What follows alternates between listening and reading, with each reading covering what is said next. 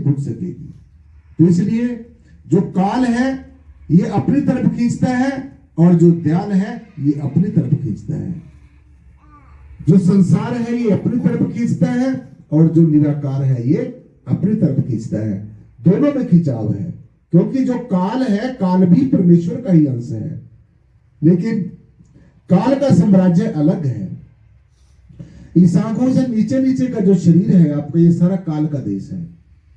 आंखों से नीचे नीचे का जो शरीर है ये सारा काल का देश है, और इन आंखों से ऊपर ऊपर का जो है ये दयाल का देश है। तो अगर हमारा ध्यान आंखों के नीचे नीचे के शरीर के भावों में जाता है, इंद्रियों ज्ञानेंद्रियों कर्मेंद्रियों के भाव में जाता है, मन के भाव में जाता है, मन की तरफ जाता है, तो हमने समझ लेना चाहिए कि मेरी जो चेतना है वो अभी काल के दायरे में फंसी हुई है। और जब हमारा ध्यान आज्ञा चक्र से ऊपर जाता है, जहां से मैंने तिलक लगाया हो, आज मैंने तिलक इसलिए लगाया आपको समझाने के लिए, जहां पर हम लोग ये तिलक लगाते हैं और हमारी जो बहन बेटी है वो बिंदी लगाती है, ये आज्ञा चक्र होते हैं, इसी को आज्ञा चक्र कहा गया। तो जब भी आपने ध्यान करना है अपने इसी आज्ञा चक्र में ही ध्यान करना है। 9 के 9 जो द्वारे हैं शरीर के, आंखों के नीचे नीचे के द्वारे हैं, इनमें किसी का भी ध्यान नहीं करना है, क्योंकि अगर आंखों से नीचे नीचे का ध्यान करेंगे तो समझो हम काल के दायरे में चले जाएंगे। ये वाच करना है कि मेरा ध्यान अब कहां पर जा रहा है, सबसे बड़ी यही बात है। तो जो 3 मैंने दृष्टियां आपको बताई है, ये ध्यान से सुनना है। जो दृष्टियां हैं, ये जो हमारा जो मन है इसके 3 दृष्टिकोण हैं। एक चीज को हमारा मन, संसार की चीज को हमारा मन 3 दृष्टिकोण से देखता है। जब भी आप किसी चीज को देखते हैं तो पहले जो दृष्टि होती है वो संसार की दृष्टि होती है। कौन सी दृष्टि होती है? संसार की दृष्टि। जब आपको आपके अपने सगे संबंधी अपने दिखते हैं, दुनिया की चीजें अपनी दिखती हैं, तो ये समझ लो ये कौन सी दृष्टि है? ये संसार की दृष्टि है। जब आपका मन संसार की चीजों को इकट्ठी करने की सोचता है कि संसार की सब चीजें मैं इकट्ठी कर लूं, संग्रह करने की जिसको प्रवृत्ति कहते हैं, जिसको संग्रह करने की प्रवृत्ति कहते हैं, तो ये भी कौन सी दृष्टि है? ये भी संसार की दृष्टि है। जब आप किसी चीज को देखते हैं तो सबसे पहले हमारा जो मन है वो उसको संसार की दृष्टि से देखता है। तो ये संसार की जब दृष्टि होती है मन की, तो ये सब की सब चीजें आपको अपनी लगती हैं, सारे रिश्ते नाते अपने लगते हैं, संसार की धन संपदा अपनी लगती है, संसार की सब की जो नाशवान चीजें हैं, जो खत्म होने वाली चीजें हैं, जिनका जन्म होता है, मरण होता है, जो रंग रूप आकार प्रकार बदलती हैं, अपना प्रभाव और स्वभाव बदलती हैं, ये सब संसार की दृष्टि है। जब हमारा मन इन चीजों को देखता है तो हमें कौन सी दृष्टि है? ये संसार की दृष्टि है। तो इस दृष्टि से ऊपर उठना है। जब तक आपका मन इस दृष्टि में रहेगा तो कभी भी शांति नहीं मिल सकती है। मन का फैलाव होगा, मन कभी भी इकट्ठा नहीं हो सकता है। तो अब ध्यान से सुनना दूसरी दृष्टि।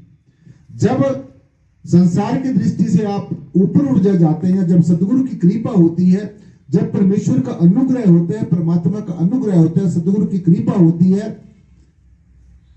तो फिर हम इस संसार की दृष्टि से थोड़ा ऊपर उठ जाते हैं। फिर हम कौन सी दृष्टि में जाते हैं? हमारा मन फिर कौन सी दृष्टि में जाता है साथ संगत जी?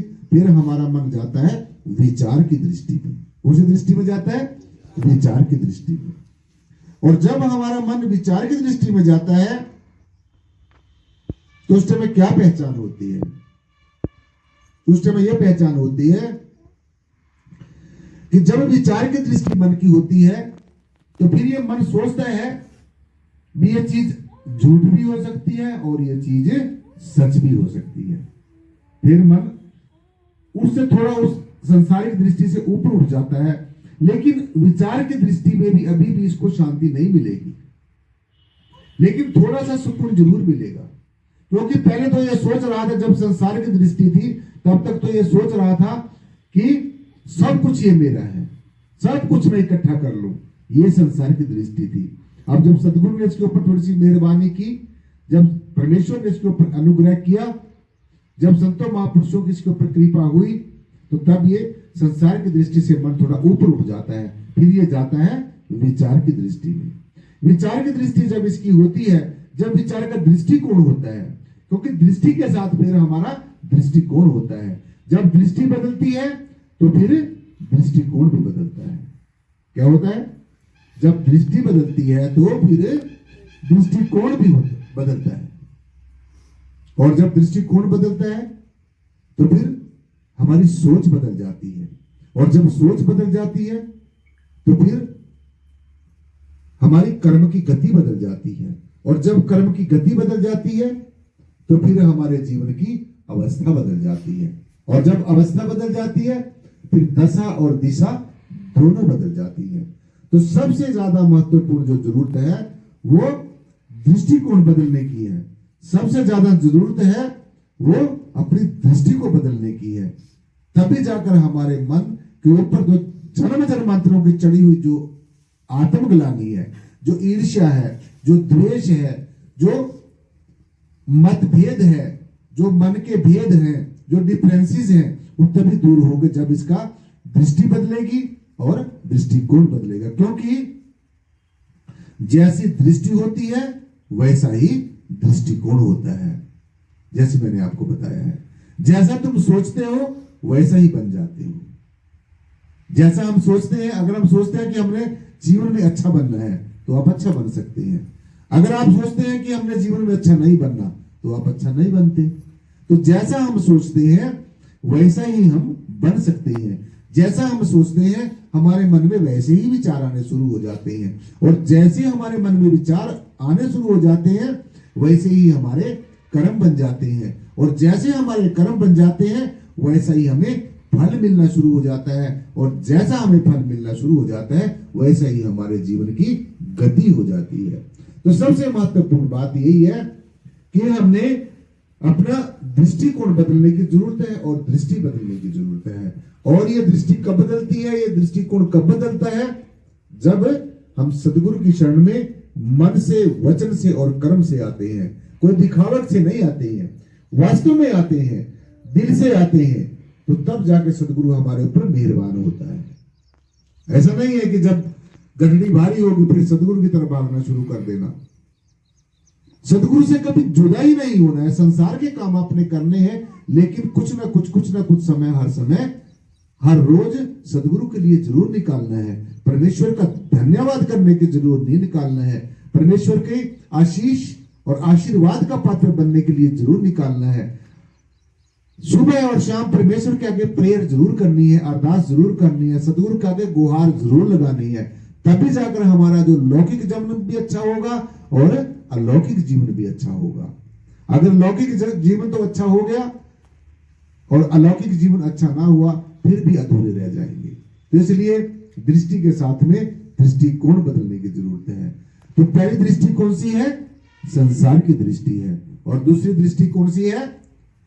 कौन सी दृष्टि अभी मैंने आपको बताई? विचार की दृष्टि है। अब तीसरी जो दृष्टि है, जो सबसे महत्वपूर्ण दृष्टि है, जो आप सभी को रखनी चाहिए हमेशा। संसार में रहना है लेकिन संसार आपके अंदर न रहे। आप संसार में रहे लेकिन संसार आपके अंदर न रहे। जैसे एक नौका होती है, एक नाव होती है, वो पानी में रहती है, तो जब तक उसके अंदर कोई छिद्र नहीं होता, छेद नहीं होता, तब तक वो नाव पानी के ऊपर चलती रहती है। और अगर उसमें एक छोटा सा छिद्र भी हो गया, एक छोटा सा साथ संगत उसके अंदर छेद हो गया, तो फिर वो नाव जो है पानी के अंदर नहीं चल सकेगी।